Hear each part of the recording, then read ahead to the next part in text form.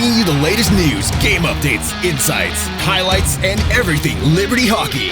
This is Rock the Rink, where Liberty Hockey lives.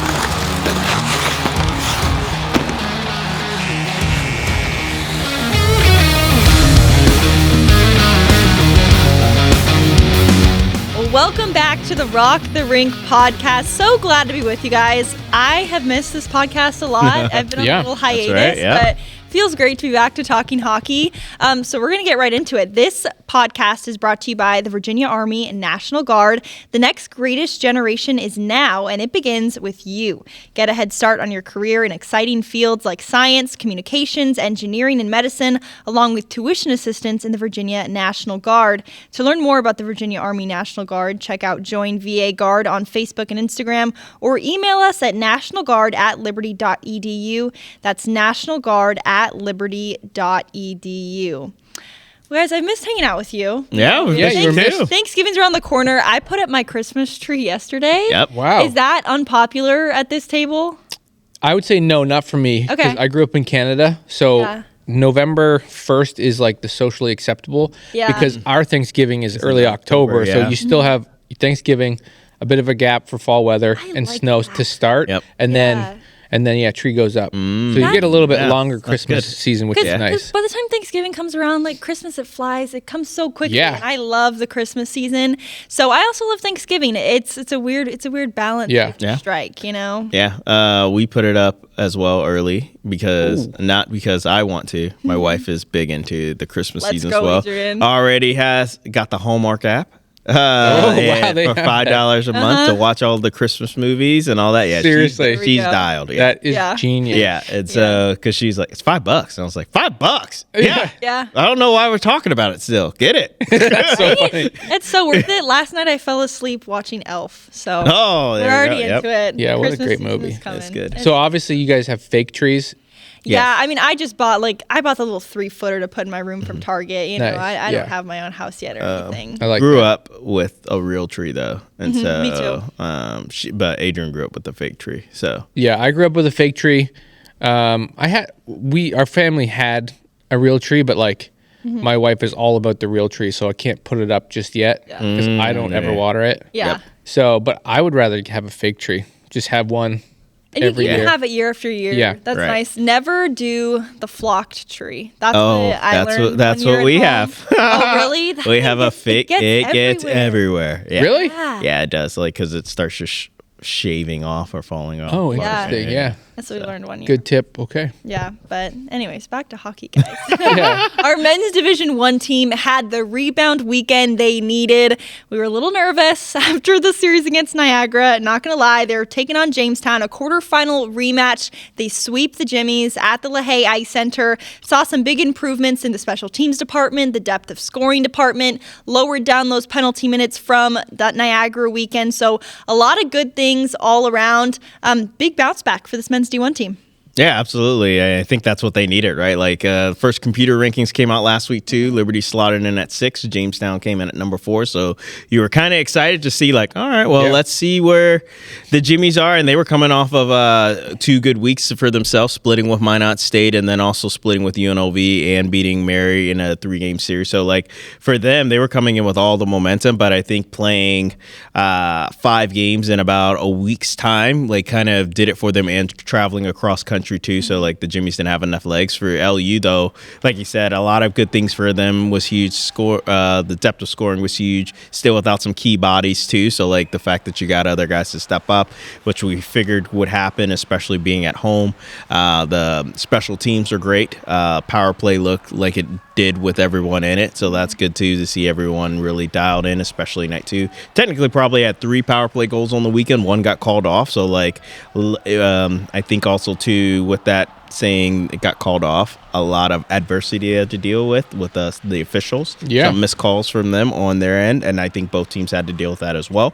And then it was good to see Conrad Kaus really come back to form too. He had a big weekend when they really needed him to. First time Liberty was outshot in both games, and they came away with the victory because their 3 losses, they've been outshot, and we see how the results favor the other team in that factor. So good for LU really stepping up in a variety of ways and bouncing back. Yeah, I like this weekend. Obviously, 2 big wins against the number 4 team. I think even just, Pat, you talking about those scores around the league, them splitting with Minot and those other big teams like UNLV, I think it's encouraging for Liberty to see this weekend. And, like, they played better, obviously, I would say, than against Niagara.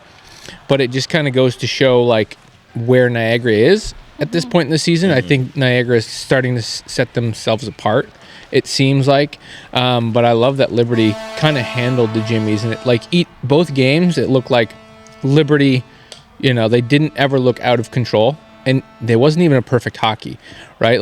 A couple miscues, couple breakaways, couple odd man rushes, right? So, if you clean that area up in your game and you're still winning by 2 and 3, I think they're in a really good spot. And it's like you said, special teams were good this weekend. But yeah, very encouraging weekend overall. Yeah, and for LU, a lot of miscues, right? I think even in the offense zone, the blue line, they had some issues there, keeping the puck in the zone. Saw it multiple times skate over or bounce over defender sticks, and so they couldn't keep it in play. And then, like you just said, still without some key bodies, right? We all know the impact that their captain has, Finch, Ratzlaff, and even Michael Fisher have had too. So the fact that they were able to do it with a shorter bench too, I think is very impressive moving forward for this group. Yeah, and they were outshot in both of those games and still managed to come away with the win somewhat comfortably. Yeah. And, you got to admire what the defense did this weekend, because the week before, Niagara's putting up all those goals, not the hottest weekend for them. They come back this weekend, 3 goals in both games when you're getting outshot in both of those. Obviously wasn't a perfect weekend, wasn't the best, but a big leap in improvement. And Pat, before we got this podcast started, you were ranting to Forth about those 2 goals from Jamestown in game 1.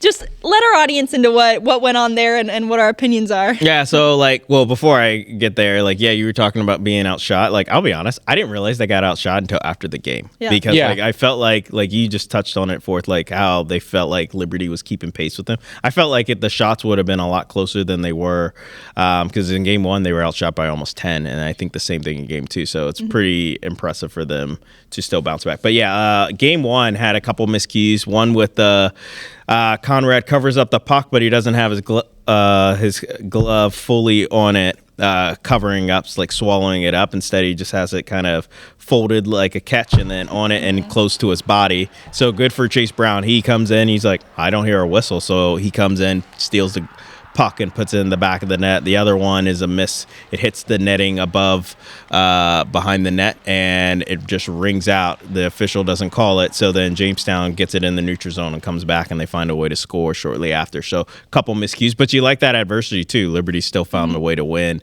with some blown calls that led to the other team seizing opportunity and momentum. Yeah, and I think this weekend they were a little bit more disciplined, like you talked about.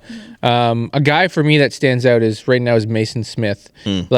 The beginning of the year, he was in the box a little bit, and I don't know if he was trying to do too much or be somebody in that sense. And I think now him, Barker, Essenmacher line, I really like the way they're playing. Obviously, they're hitting, they're throwing the body, they're fast, and they're also chipping in offensively. Both of all three, I really like where that line is at, and it feels like me for Mason Smith, he's kind of found his rhythm, and I like the kind of hockey that he is playing right now. Yeah, he's been good. Essenmacher has been consistent, so that line is exciting to watch. And you brought up Conrad Couch earlier. He gets the call for both of these games, which was a question heading into that Jamestown series. Was it going to be Couch and net?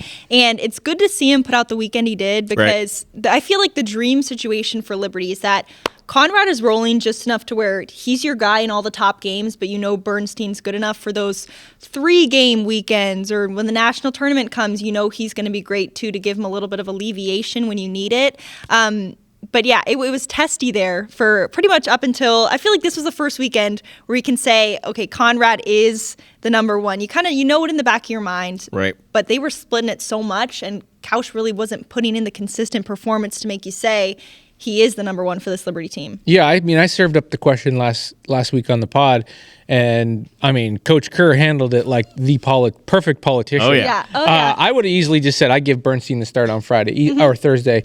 It's easy for me to sit here behind this microphone and say that, right? I'm not on the coaching staff. I don't know the ins and outs. But Kerr was like, we're going to evaluate in practice. Yeah, exactly. Like, no, it was good. That's a good answer, right? And that's the right answer. Yeah. Because obviously it paid off, and he's a part of the coaching staff, so he gets it. But for the sake of the pod and a little bit of a hot take, I would have put Bernstein in there Thursday night. I think right now, or thought he's playing better hockey at this moment. Yes, in my mind, there's no doubt that Conrad is the starter. Right. He's 1A, and Bernstein's a good 1B. So I think it's one of those things like watch from the bench on Thursday, and then maybe you get your chance Friday. Yeah. So we take a look at where Liberty is now. They have this weekend off, then they're going to head to the Maryville Showcase after that, take on some good teams in Maryville, Calvin, and Arizona. If we take a look at this spot, what would you say Liberty's biggest strength and biggest weakness is at this present moment, Pat? I think obviously the biggest strength is always their depth of scoring, right? Like that was a factor that you look at 2 years ago when they made the quarterfinals and ended up losing to the eventually champs and Adrian, right? Like that was a question, especially the start of the year. Like, hey, what's the depth going to look like? Because you were only getting production really from one line. And then you flip it the next year, you were wondering, hey, what's it going to look like when you bring in 10 plus skaters? They had the depth of scoring last year.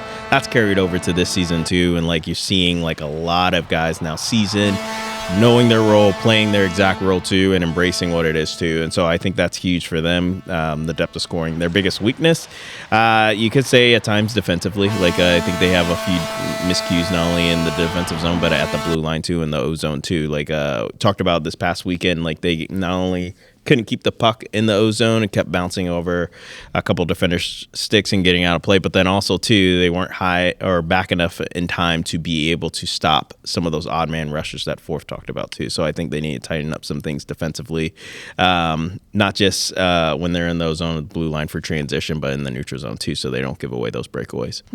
Yeah, I think strength is goaltending. Right, we talk about like, should Couch have started? Guess what? He's a stud. He's the best goaltender in the league, and right next to him is Bernstein. Right. So like, it doesn't matter if whoever you put in the net, they're going to give you a chance to win or even steal a game. It could happen any night.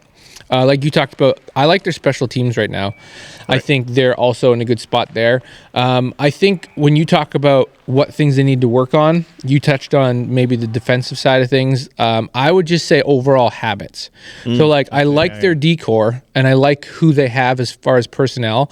I'm fine with that. I think just the habits in in the neutral zone and D zone, whether it's the decor or the forward group needing to help out or do different things, maybe puck management. I think just habits is the one thing that they can continue to tweak and to continue to grow as a team and be super effective. Yeah, I'm going to say strength, special teams, because when that power play is on, it is on. It is so good. Yeah. And then weaknesses, I guess I'm just going to say, like, the bodies that keep going down. You have some really important guys durability. That just can't seem to stay healthy. Yeah, I mean, if this is a team where you're going into the national tournament with your full strength lineup, I'm choosing Liberty. Liberty. I think I would completely agree with there. They're fully healthy, like especially it changes that dynamic of what the forward group looks like and even the decor, right? Like, so like that's the biggest thing because they're without Michael Fisher and even still, I believe Reed Bogenholm's still going to be playing next semester as far as I know. So like that's two guys that would be in your top six defensively. So like, and they add a lot of elements. Yeah. Especially that ability to stay healthy on the back end is going to be huge as they go forward. So we saw Liberty rank number 6 in the first computer rankings that came out. The next computer rankings should be coming out soon, but we're going to give a little preview here. If you guys could take that top 5, and again, just as a reminder, that top 5 right now is Ohio number 1, Niagara number 2, Minot at 3, Jamestown at 4, Calvin at 5, Liberty just outside that bubble at 6. Let's rearrange it. If you guys could kind of reorder that top 5 to what you think it should be or is going to be, what would you say? Who's 4? 4 is Jamestown. I'd take them out and put UNLV there. You'd put UNLV? You would give them a big jump. Yeah. Wow. I believe in. I don't believe in that. So you move UNLV from 8 to 4? Yep. Wow. Okay. Yeah, and then I keep that top 5 the same.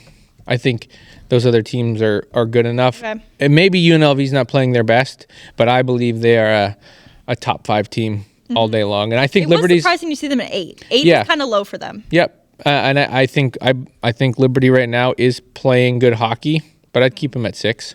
Okay. For nothing else, just a little bit of motivation to sneak in that top 4. Yeah, I like that. I probably move them up 1 spot, move them to number 5.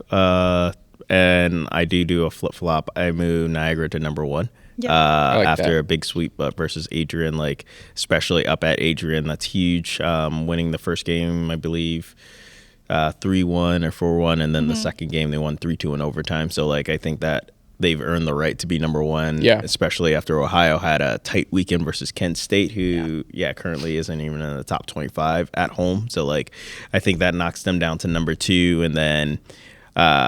You could probably make a case Calvin should be the number 3 team now. And then Minot State goes down a spot. They did lose to Mary this past weekend as well. So, and then, that moves Liberty into the number 5 position. Nice. Yeah, I agree with that. I think Niagara they deserve to be in that number 1 spot. Yeah, I mean, I would after agree what with they that. did to Liberty and to Ohio, Adrian, Yep. They deserve to be there. I do think, Jamestown should pop out of that. In a way, really just Jamestown and Liberty kind of flip-flop. Maybe maybe Calvin stays ahead of Liberty still, but I think it's either Calvin right above Liberty, Liberty right above Calvin. I think that Jamestown out of that top 5, maybe right before or right after Adrian, and then Niagara number 1, Ohio number 2. Yeah, I agree with Niagara number 1. And just to be clear, I don't think UNLV for this next ranking will move into top 5. Right. I just think they're. I think they will be. I think they are that top. Yeah, I think they're that 5th spot. But Niagara number 1. I think all day. Yeah, I don't think the Rebels have played their best hockey so far. And like obviously, when you lose some key players that help you win your national title, it's going to be that way. But at the same time, like when they get to the national tournament, everyone's still going to watch out for them. You know, they're going to be at least into the quarterfinals, and then they can anything could happen from there, right? Like so, they could potentially make a big upset happen, move back into the Final Four, and then trying to defend that title. So it's kind of that part of the season where you figure out who everybody is. Right. I feel like once winter rolls around, then you'll understand it more clearly. But even for Liberty, you're about to go play, Maryville, Arizona, Calvin. Like those Maryville Calvin games should be really good. I mean, Arizona probably won't be as tough of a test, but it's tough anytime you're playing 3 games in a weekend on a road trip. And then you have Minot right after that. So I think with this Liberty team where they play the way they did against Niagara, and you're like, what the heck? I thought they were incredible. And then they beat up Jamestown like they did. You're like, okay, this is more like it. These last 5 games of the season will be a little more telling for this team. Yeah, I think if you refer back to the first podcast that we did, I think these next 2 weekends, Liberty goes 3-2. Okay. I think they drop one to Calvin, and they split with Minot, and then they beat Maryville in Arizona. So I think they finish. I think just for the sake of finishing the season, they drop that first one to Minot, and then they win the last game of the semester. Yeah, to go into Christmas smiling. So 3-2 to finish the rest of the semester, in my opinion. Yeah, it's hard to win 3 on the road. Yeah, it is. If there's one team that's gonna upset them, it's Calvin. Yeah, I think it'll be a little.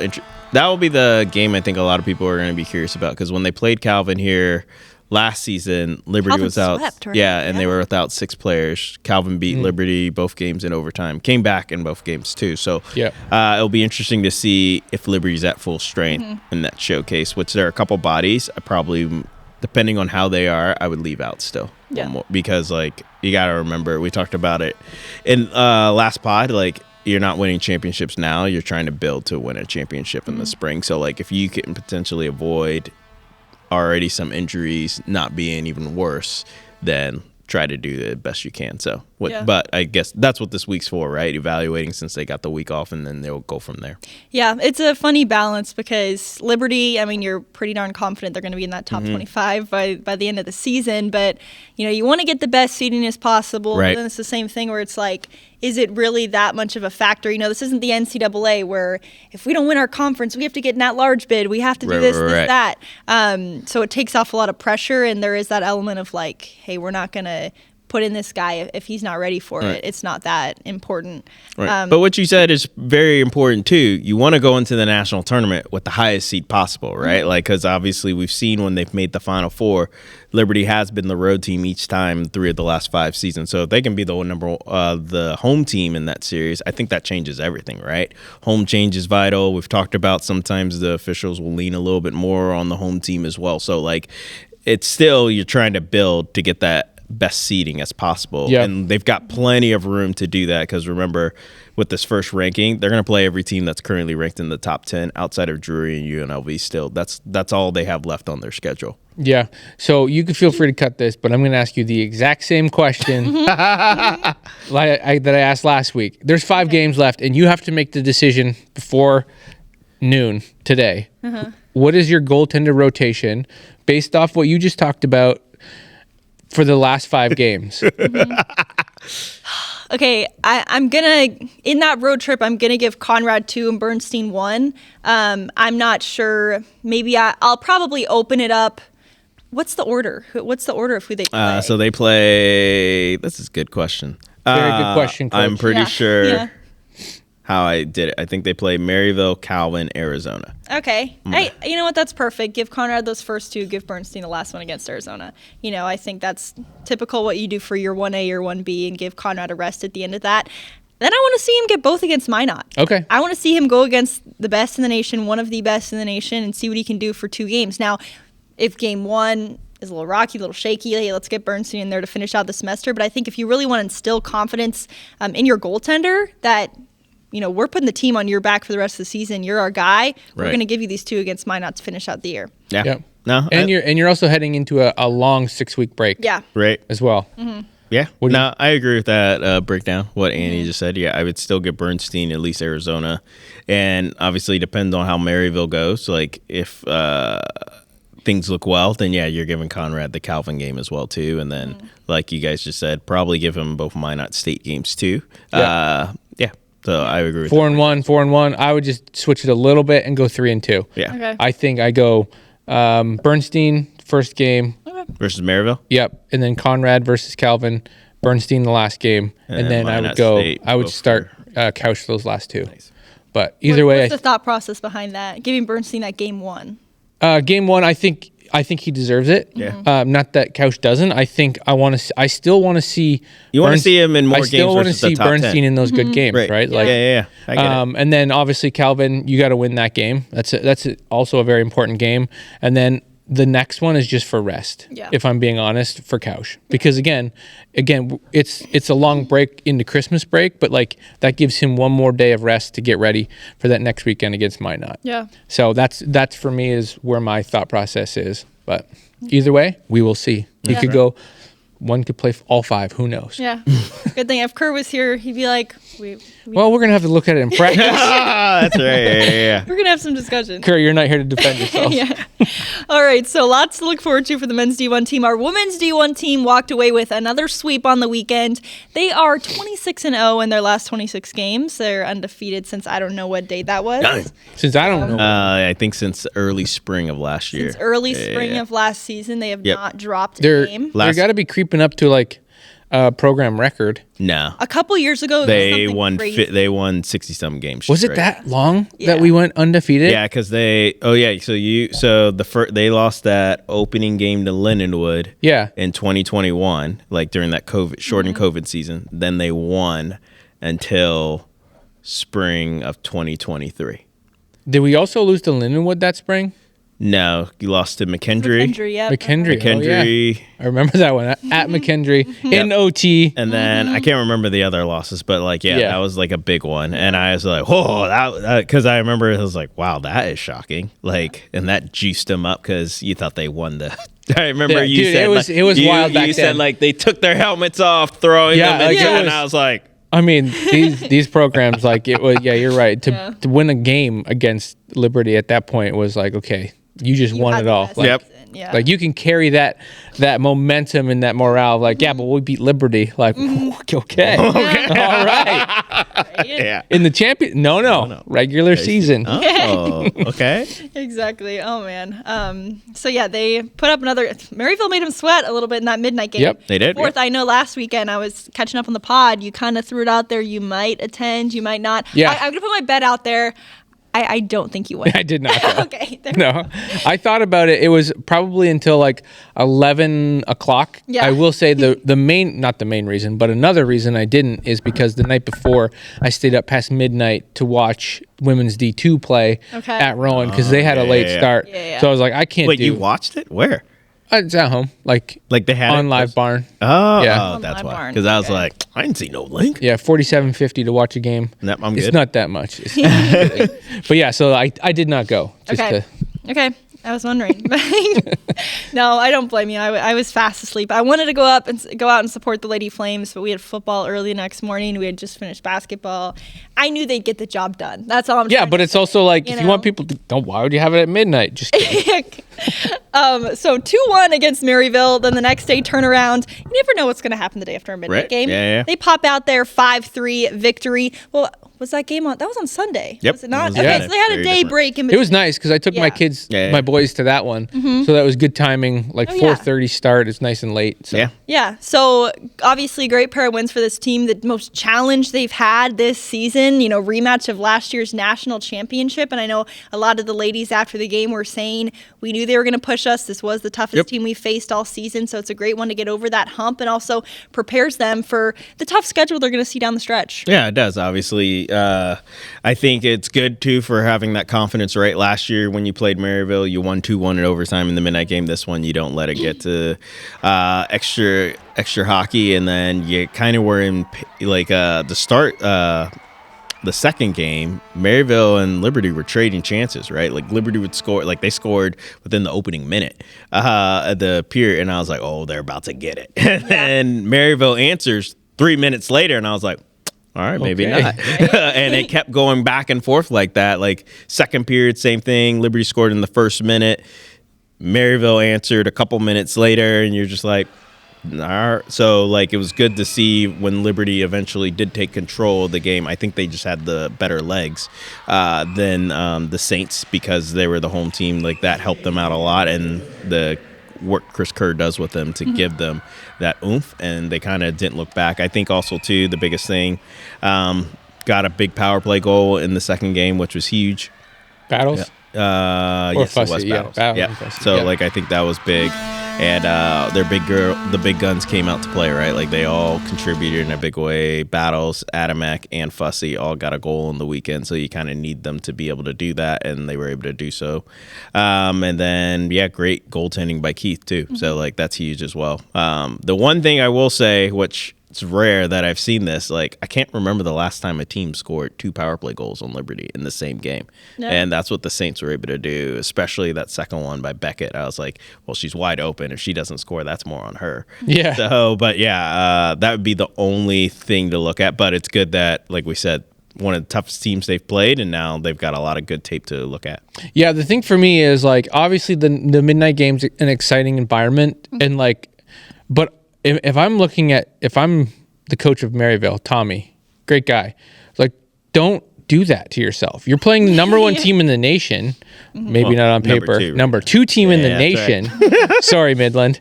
Why would you come and play at midnight, exhaust yourself, and then try to play another game after that? So for me, like, if I'm Tommy, I need to look at the schedule for next year and say, like, hey, Chris, thanks for the opportunity, but I don't want to play that midnight game. I want to play at 5 p.m. on a Friday and a Saturday, and then we'll go home. Like, I need that 24-hour rest period. Not quite, but I don't want my girls up until 3, 4 a.m. Then we have to sleep all day. Yep. Everything's like, and because realistically, they just don't have the fitness level. It didn't seem like that Liberty had, because that second day, both teams looked tired, and it was a little bit sloppy. Early, it's interesting how much physically and mentally exhausted, how many mistakes are made. So it's a little bit back and forth. Execution wasn't quite there. But yeah, like, Maryville's studs, and except for the power play, because they don't really have to move that much, like, they looked tired. right? And so I think they dug themselves a hole that was a little bit too hard to get out of playing in that midnight game. But all that aside, it's an exciting thing to have that midnight game for the girls, and obviously 2-1. I thought Saturday night, they played better. And obviously they got the job done. Keith played great, like you said. Yep. And in this, they've got lots of good goaltending, right? So it's a really nice spot for them to be in. But obviously Coach Lowe's and Keith kind of hey, you're going to be the girl. You're going to get these 2 games against them. So really good for her to get the job done.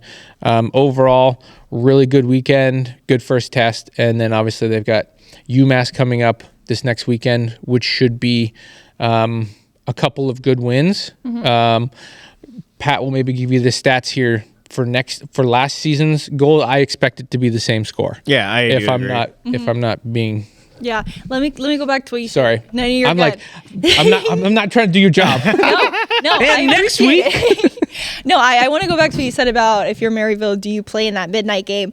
I feel like if you're looking at it from the other standpoint, you might also say playing a team like Liberty, you want to find any kind of way to get them out of their rhythm. Yep. You don't want to face a Liberty team that's fully on top of it. They're not really used to these midnight games. They've played it once before. So you're getting them in a different kind of environment at a different time of the day where you might be able to catch them off guard. I feel like that's the only plus you can find to it. You do have that whole day of rest in between, but I agree. I mean, you kind of don't feel the same the rest of the weekend after you play a midnight game. So that's where that second game kind of kills you. But I get it, going for that. I mean, it's a 2-1 game at the end of the day. You take Liberty within 1 goal. So they made it exciting. So I can understand it from that standpoint. But yeah, I mean, it's just tough. And for a second, I forgot that the computer makes the rankings, because when you said number 1 Midland, and I went and I looked, I was like, who the heck is putting Liberty at number 2 in the nation right now? But I forgot it's the computer. We haven't played as many games. Don't blame the coaches. That's right. Yeah, I was about to get after some people. Yeah. I would also say real quick before we move on to talk about the UMass match, I think also too, going back to Liberty defensively, one thing Coach Lowe's always talks about is it's not about outshooting the team. He's like, I'm big into puck possession. And in night 1 in the midnight game, Maryville possessed the puck more than Liberty. Okay. And so the fact that because you look at the shot different discrepancies, that's how you're able to tell a little bit too on it, how much of those are good quality shots. But there were some good chances for Maryville to really seize that opportunity, and they couldn't, which you have to credit the D for Liberty. I think they played very well, blocking a lot of shots and taking away some chances for them. But then also Keith, again, like Forrest said, her being the number 1, I think that was a big game for her, for Liberty not to really set the pace like they consistently do in game 1, because you saw the difference in game 1 to game 2. They really did control that game for the most part, even if there was back and forth. Liberty still was able to keep it tight, and that's good, I think, moving forward for Liberty too, being able to win that tight 2-1 game versus a team that I think a lot of people, even though they're 4-6 right now in the Saints now, think that probably could still be in the Final Four next. They're 4-6. Yeah, because they've played some good teams. I think they played Minot already. They've played Adrian. They've played Midland, and obviously us too. Are they ranked 8th or 9th? They're 5th. Yeah, they're 5th. Yeah. No, I think that's 4. Yeah, I think that's deserved. I think you if you ask any coach in the league who are the top 4 teams, Maryville's right there. Right. Liberty, Midland, Maryville, because they're so dangerous. Their top 2 girls, Beckett, and there's a new girl, I forget her name. She's a freshman this year for Maryville. They're dangerous. If on a maybe a 7 p.m. game, not 24 hours later after a midnight game, they're very dangerous players, and they can make you pay. But yeah, I like where Liberty's at, and I love this weekend to play a really good team like Maryville, and then obviously to come with 2 wins is huge. Right. Yeah, I know that men's obviously not the only midnight game in the nation when they play it, but is this the only women's midnight game that happens? I mean, maybe official midnight game, but again, you play women's D2, you're true, it's supposed to be a 10:45 start, but it's 11:28 now. Are we selling a midnight game? Okay, yeah. So yeah. Yeah. I would say yeah. Probably the only other goal, right? So yeah, they're gonna go on and take UMass this next coming weekend, and then that's the lead up to the Minot game, which will be November 20. That's gonna be a fun weekend. Yeah, they play Minot back to back, and then Jamestown that Sunday. that's a really enticing 3-game slate for them, in my opinion, because you have this UMass series where the bright side, hey, we can go out and refine some things. We can tweak some things at the defensive end, get our power play going again. But on the other hand, you're not taking on another great team. You don't want Minot to take you back at first when you're playing them. That's going to be a long weekend. That's the Minot trip. Be a long road trip. If they can come away with 3 wins, obviously we know they're capable, but it's not going to be easy. No, and I think that's what it's all about, right? This weekend versus UMass, you're hoping to duplicate what you did last year. You beat them at UMass last season, 7-0 and 11-0. You're hoping now at home to be able to refine things like you just talked about, Annie, and like get the power play cooking again. Also, to go out of that series healthy, right? Like you don't want any unnecessary injuries happen or any freak accidents, hopefully, so things to get good. I'm gonna do that real fast. But yeah, it's all about just making sure to get good habits going too, right? Like especially if you're able to start getting a big lead versus those that team, you don't want them to start having some bad habits too. So refine some things, get the confidence up, and get ready to head out to North Dakota versus Minot, who last time you were out there, you split. You won game 1, I believe, by 2 or 3, and then you lost the second game in overtime. So like you're hoping to be able to sweep Minot and then also then take it to Jamestown, who's been playing, even though they don't have the best record either, they have been playing some really good hockey this season. Currently right now, Jamestown 4-7-1. They've had some really tight games versus some good teams too. So like that's could be a tougher game than the last time they played them. When last time I believe they beat them 8-0 in conference play when Liberty was peaking. So like, but early in the year, it's going to be tough. Yeah.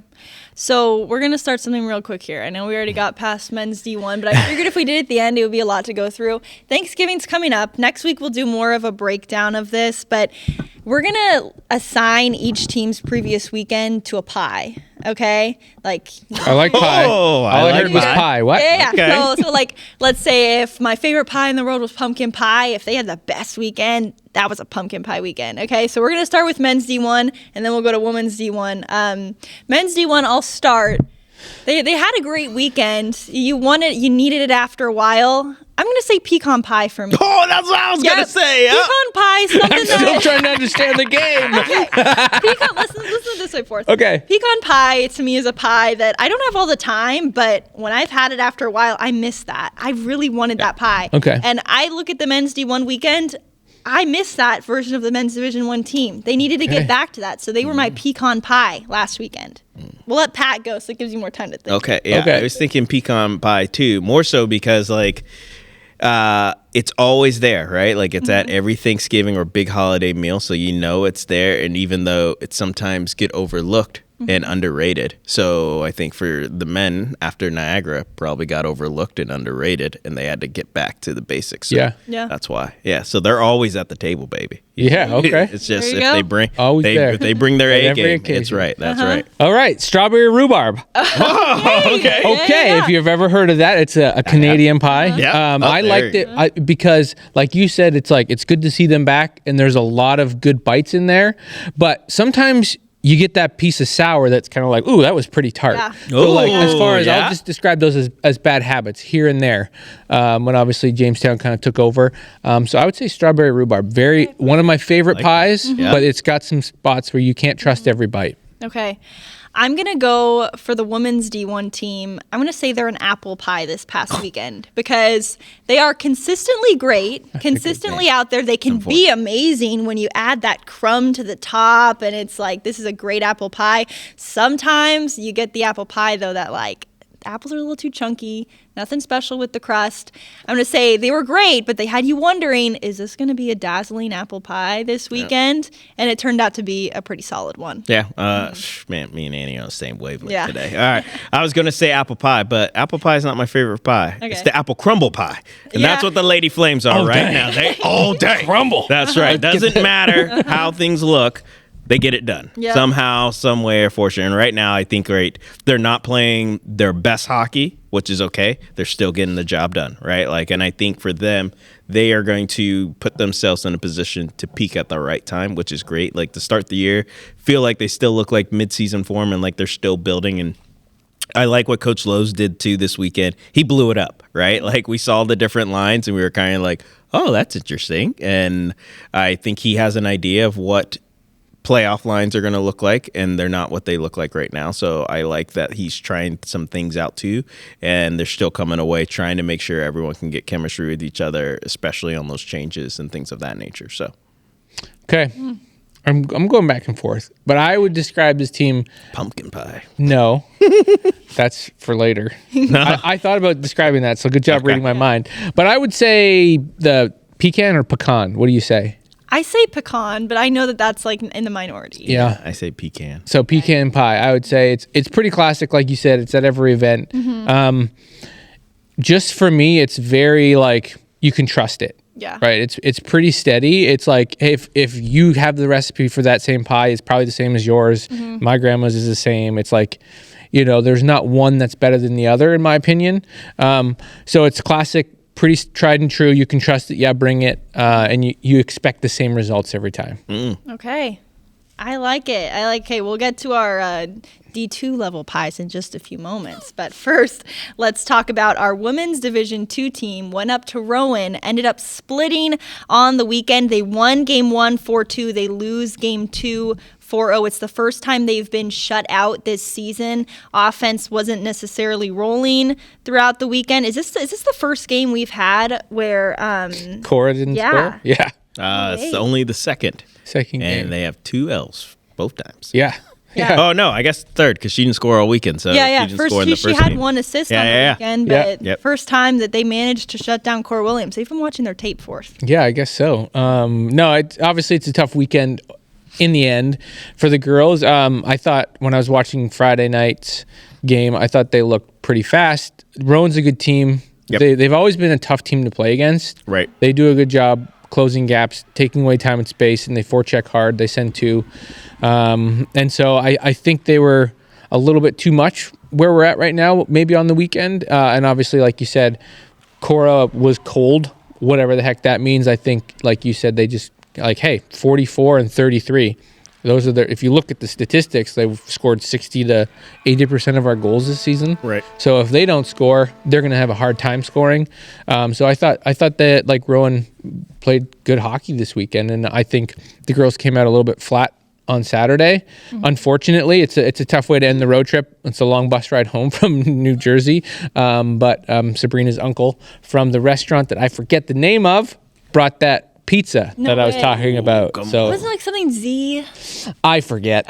So it was really good, even though she sent me a picture. She's like, oh, the one road trip that you weren't on. Yeah. But I did find some in the roll-up on ice, and I risked it, and I ate it, and it was really good. Ooh, At least we know that the 4th curse isn't a real thing, that when you are there, it's possible for them. Yep, I don't matter. Got it.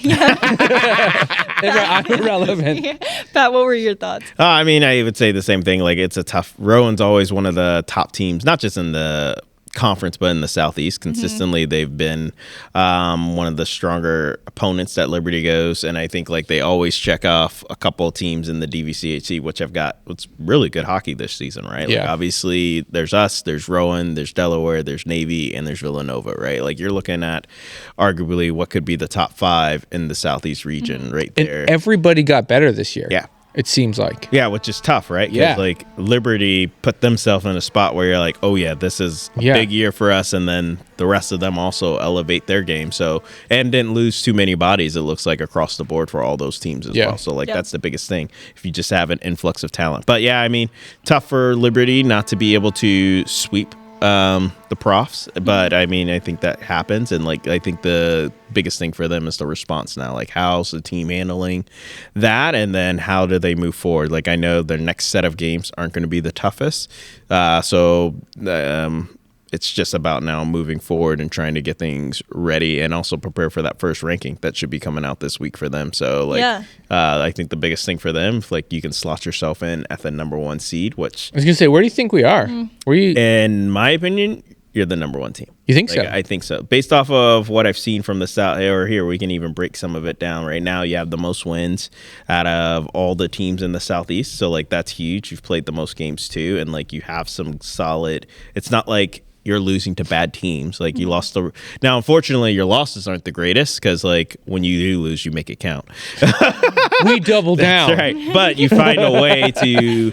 We're gonna lose big. Yeah, you've had good wins versus those same teams that have beaten you. Like so, like you lost to Delaware 7-3, but then you come back the next day and pump them 8-2. So like that's huge. You win the first game versus Roan 4-2, then you lose 4-0. So like I think for Liberty, they've still put themselves in a good spot, being 11-2 on the year in ACHA Women's D2, and like the games you're supposed to blow the team out, you do. So yeah, it's hard because it's like you look at that schedule and those are two bad losses, so to speak, as far as numbers wise, and just the fact that like the conference, like you said, is so much better this year, and we lose a bid to nationals because we used to get 5 in our conference, right? And now we're back to 4, and so everybody's gotten that much better.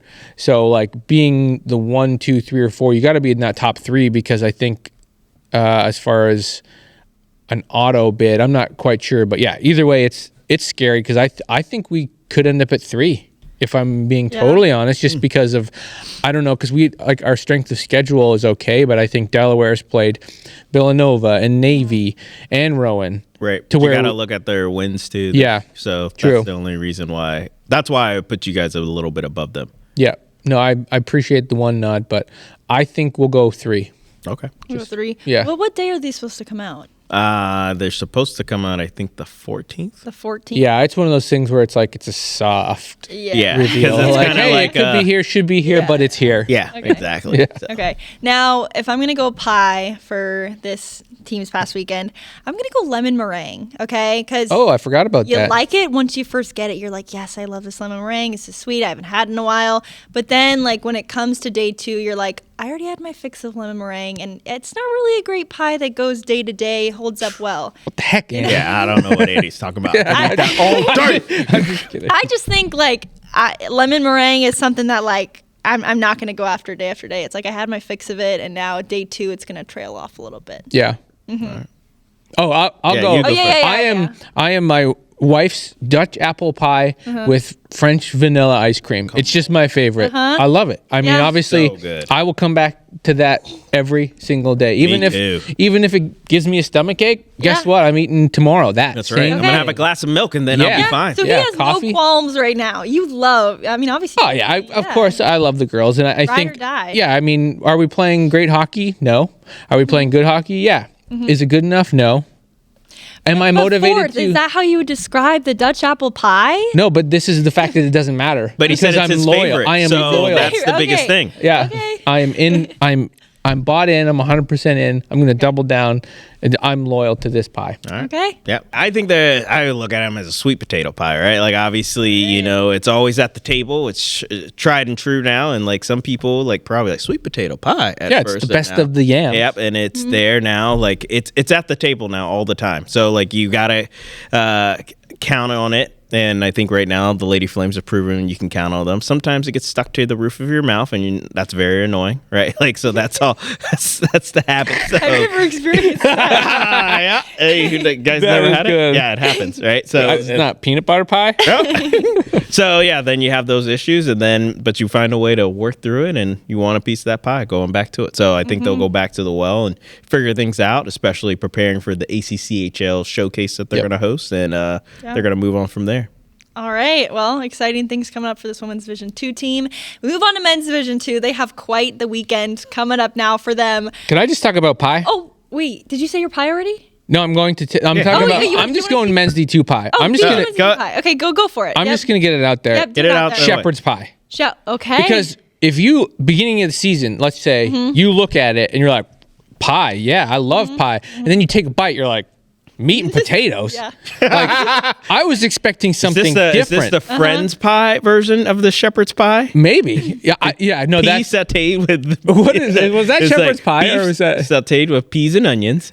Yeah. And it's like custard. and my jam. gosh. Yep. And Joey likes it. Yeah. But it tastes like feet to Ross. So yes, maybe. Are we talking? Is this a shepherd's pie or is this a cottage pie? Do we know No, the difference? I don't know what that is. so Shepherd's pie shepherd's. is lamb. Cottage pie is ground beef, but they're the same thing. Yeah, cottage pie then. Okay, Because okay. lamb's a little bit better. if I'm being honest. All right. So I think it's tasty. I think you just have to take a step back and realize what you have, and then take a bite. Yeah. Right. Like I'm switching up my drinks even. Depending on which pie. So I think I really like this game, by the way. So like shepherd's pie, cottage version. You can appreciate what it is, but obviously it's like, hey, I have to be in the right mood, and it's going to be a process to finish this pie in the sense. Okay, I'm gonna go a French silk pie. Okay, Annie, now you're just making things up. I'm not. I looked up hardest pies to make. Oh, that is a French silk pie, and I'm gonna like that for 2 reasons. Number one, this is a tough team to make. This sounds bad, but good this year. Like, this is a tough team to make pie. Like, just because of the situation. I mean, we had Coach Garland on last week. He's been through a lot. This is a tough team to come into your first year and make a great product out of it. When it's great, though, it's great, and it can be a really great team. And I also say that because this next weekend, it's going to be a tough pie for them to make. Okay, you're going to take on FGCU, Montana State, and Lindenwood. You can make a lot of errors in that baking process. It's going to take a lot to make that the most beautiful. Beautiful. I like that. Beautiful, decadent pie you've ever seen. So I'm going to say French silk, because when it's great, you can walk out of this weekend 3-0. You can get a Michelin star. Yeah, that's right. But that's going to take a lot, Okay. All right. Yeah, I guess. We're talking more. We're going to be talking like 80% of this on pie. That's okay. I'm going to say strawberry rhubarb.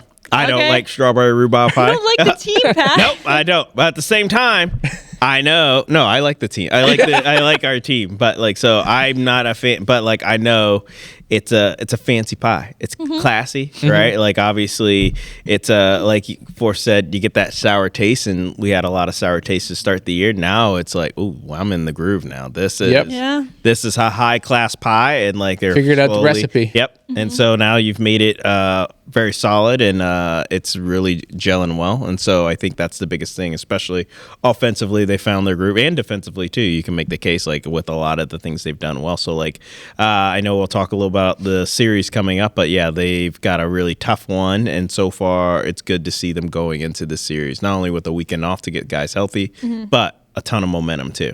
Yeah, well, before we move on to our men's D3 pie, we'll get to that in a second. We're going to park right where you were, Pat. Obviously, really tough weekend coming up for this group. What were your guys' biggest takeaways from that conversation with Coach Garland last week that pumps you up, gives you some confidence for what's coming for them the rest of the semester? Yeah, I think he's a guy that realizes what he has as far as the team, and he realizes the faults, but he also is able to see the positive side of the team, and as far as the talent that he has, and he's really trusting, I think, the process that him and Coach Graham are trying to put forth. I think he just understands where they are, and he doesn't expect them to come and beat Lindenwood 4-1. Right, he understands that Lindenwood is a beast. I think he looks up, like for the example this weekend, I think you want to beat Florida Gulf, and I think you can. That's the game you have to go for.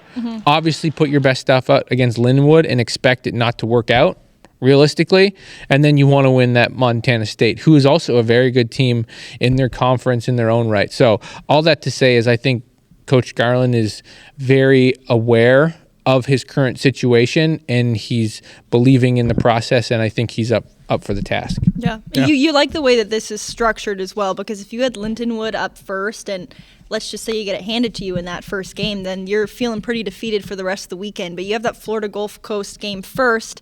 You think back to last time when it was 4-4 after the first period, then you kind of let it go, but you know you can be at that point with that team. So like you said, Forrest, I agree. I think that's the game that you gun for. Montana State, they were in the national championship last year, but at the same time, like, how much of that is a product of just the situations that happen, pool play, and you really, if you were narrowing it down to my two best teams that are out there, it might not have been them.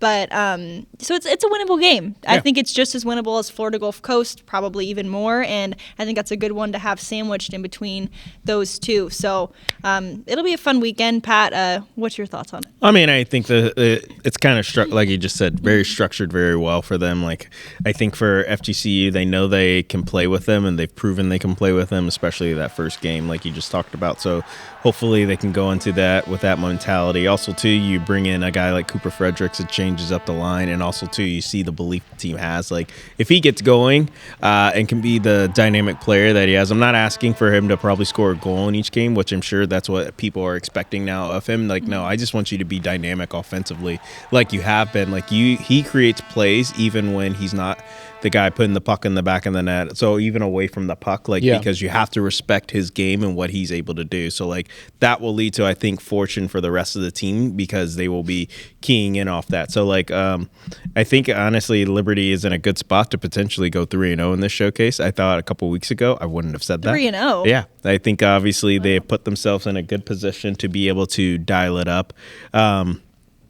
especially. Wait, I thought you said strawberry rhubarb. Yeah, now it sounds like you're talking about. Nope, I said it's sour at the beginning, and then once you get the recipe together. Okay. Yeah, maybe I wasn't listening. That's right. Yeah. So at the same time, and I think they've slowly figured out the recipe. There's still a couple tweaks they might want to add to it. But that's when you're just going from great to exquisite. Those little tweaks. Yeah. Yeah. So they're forgetting you got to add whipped cream to that strawberry rhubarb pie. Right? Wow, exactly. I forgot about that. But yeah, I think I think they go 2-1. I think that's a realistic. I think that's realistic as well. But I could see that. I wouldn't be surprised if they went 3-0. They're not pumping Lindenwood. I think if they beat Lindenwood, it's a 1-goal game, maybe 2 if they score an empty netter as well. Mm-hmm. But I think they have the confidence and belief now is there. And I think the thing I take away from Christian, he's done a good job, Force said, not only trusting the process, but he's thinking, well, I have basically a new team and I added 17, 18 new guys. He's looking at even for next year's team and the year after that as well, right? So he's even believing hey, we have the building blocks to do the things that we want to do, not just this season, but beyond, and keep this program rolling. And hopefully at some point with the class that just came in, win a national championship. That's what I believe believes that with the group he has. Yeah. And touching on that, he even talked about it last week as far as he doesn't want it, with the way that it's set up, at regionals, everybody's going to regionals, so you don't have to win those games by 7 anymore. Mm-hmm. So guys that maybe wouldn't get looks last year or the years before, they could be in the lineup and they could be getting minutes. So therefore, there may be closer and tighter games throughout the season. But the good news is we all realistically think that this team could be 3-0 or 2-1 at the end of this tournament, which speaks volumes from a month and a half ago. Right. Right. When we could be whoa, I don't know, they could go 0-3, but I really think that this team's mentally in a good space and physically able to get the job done. Yeah. I agree with that. It's hard when, away this season, their record is 1-4 when they're playing road games, which you'd like to see them now. It feels like we have a rejuvenated version of this Liberty team now. So it'll be fun to see how they perform on the road when they're in this different headspace. That Miami, Ohio series was so encouraging, the way that they ran through them, and then you split with they swept VTech before that. Yeah. So like you said, the train is rolling right now. It's hard for me to say that, that Lindenwood team was so dynamic when they came in here, but they're always going to be a dynamic team. And the Liberty team, I think confidence, I just feel like they didn't have much confidence going into that series at that point in the season. But at this point in the season, you got that. And especially, I think that game against Lindenwood rests on how those previous 2 games go, because if you're 1-1, 0-2 going into that game, I feel like it's a really hard mental hurdle to overcome to beat that team. But hey, if you're rolling 2-0, you have the confidence that we are just as good as them, if not better. And I think the biggest thing too, you got to remember, last 8, they're 6-2, right? Mm-hmm. So that's big too, coming in, and you're arguably that's a win, sweeping Northeastern, sweeping Miami, Ohio, sweeping Virginia Tech. All of those 3 teams are top 5 in their respective regions, right? So that's what I believe in, especially Miami and Virginia Tech in the Southeast, Northeast in the Northeast. And then you're going to play arguably, they're all going to be the number 1 or the number 2 team in their region with FGCU and Montana State and Lindenwood. So with this ranking coming out soon. So I think this is a great opportunity for them to close out the semester on a high note. Yeah, and like you said, they're 6-2 in the last 8. Yeah, and they're 7-8 on the season. So I think the goal is to be at 500. Right. The realistic goal is 9-9 on the semester, which would be looking at it from 2 months ago. Hey, we'll take that as far as the way the season started.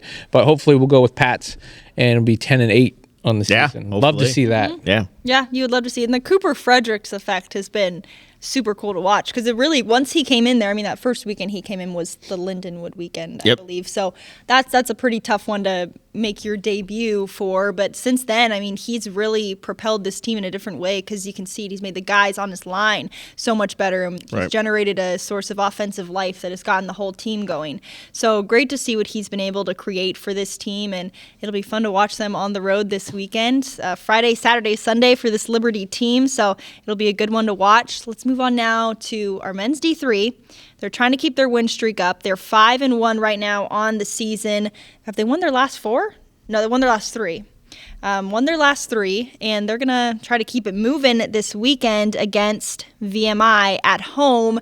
Let's get into this men's D3 pie. So I'm trying to think of who I think their pie is. Do you need time? I need time. All right. Are you ready? So I'm going to tell probably too long of a story for this. That's all right. Go for it. But, okay, say you have 5 pies lined up. All mystery pies. There's 4 pies, and there's 1 slot that has no pie. Okay. I'm trying to make sense of this. But for me, it's the team is a mystery. You expect there to be good pie in one of these spots. But it could be that one that's like, how the heck did they lose that? Yeah. So based off of what I know, they should be filled with 4 apple pies, right? I like this team. They're the best team most nights. A lot of things are good. Goaltending, defensively, most times, and offensively, they can get the job done. Yeah. But I wouldn't be surprised every once in a while if that slot's empty. I get that. I'm going I off understand. Yeah, Okay. and I feel like going off of that, I would call them a peach pie because... Man, you know a lot of pies. I guess. Yeah. That's right. Sweet. She went to a pie festival. Yeah. That's why she hasn't been on the pod recently. Is that what you did in Idaho? No, I didn't go to a pie. No, not really. Not really, but I do love baking pies. Yeah. Oh, okay. If anyone Prove out it. there- Bring it. Let's have a taste test I next will. week. I'll bring one next week. That's Come a great on idea. now. What's our request, guys? What's our pie request? Dutch apple. Dutch apple? Yep, give me that. Okay, I've actually Or wait. never made no, that French silk. Can we see if I can make a French silk? I don't even know what that is. I would so love to sure, try it. why Okay. not? Well, we'll get my best I am French not- silk I am right not here picky. next week, okay? Okay, I'll call them a peach pie because 99% of the time, actually, I'm going to go more like 85% of the time, it's an amazing pie. It is so sweet, just like summer. It's everything you want. But every now and then you get those peaches that aren't sweet. They're a little bit bitter. It's like, man, I just wanted more out of that. There was so much more I could have gotten if the peaches were better. And it's kind of the same thing you were saying, Fourth, where it's like, yeah, this team consistent. You watch them during the regular season, everything's going great. But every now and then, sometimes, especially when it comes to tournament time, you kind of sit there being like, I could have had so much more out of this pie. Yeah, they need to get their wasn't peaches there. in gear. Yeah. Yep. Make sure they're ripe. Yeah. Be ripe when it's time for the national tournament. Yeah. So I like the metaphor Fourth used a minute ago about the mystery pie. So like I feel like that's what this team is, and like I think for me, and this isn't going to be for everyone's pie. So I really like this pie though. It's a key lime pie. Oh, those are Yep. great. Okay. Yeah. So you see the pie, and you're kind of like, well, that's interesting. Why is that pie on this table with all these other pies? And then you take a bite of it, and you're like, okay, that's a pretty good that's pie. why. Yeah, it's Yeah. and I feel like that's with men's D3 right now. Like so much is unknown still about this team. Like unfortunately, because they haven't had the same amount of games that we've seen the rest of the teams have. And also too with all the new bodies they've added too. But you like what you've seen so far. So I expect them to be able to roll this weekend versus VMI in the 2-game series. But at the same time, for them, it's still about creating good habits, right? I remember Fourth and Kerr talked about it a couple weeks ago when they played Elon, how they let 4 in that game, and like that was a game they probably should have won 8-1, to be honest with you. Or and then they tightened things up, were able to have a much better bounce back weekend. Because I believe they only let in 1 goal versus the team they played after that, which it's blanking on my mind right now who they played after that. You said Elon already? Yeah, they played Elon, and then the team that Liberty. William and Mary. Thank you. Yep. So like, coming through there, only allowing a goal in the first one, and then big shutout in the second. So like, that's what you're hoping again this weekend, right? Like you're supposed to win this game pretty handedly. So it's about not only executing offensively, but not letting those bad habits form defensively too, because then you get ready for a big 3-game series versus High Point, playing their D2 team and then their D3 team for 2. So like, you want to be able to execute in that series too, and build those habits leading into that for next week. Yeah. I was just looking up the steps for a French silk pie. I think we can do it. There's a par baking process, blind bake the crust. You have to temper your chocolates. I think we got it, though. I love tempered chocolates. Yeah. We'll have a French silk pie here next week.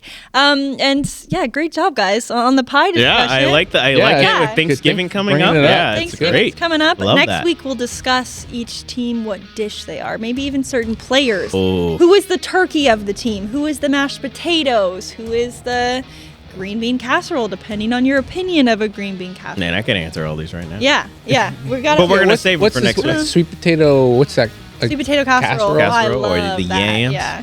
depending on your house. Yeah. Mm-hmm. So we'll discuss it over French silk pie next week. All right, guys. But thanks so much for watching the Rock the Rink podcast. We'll see you next time.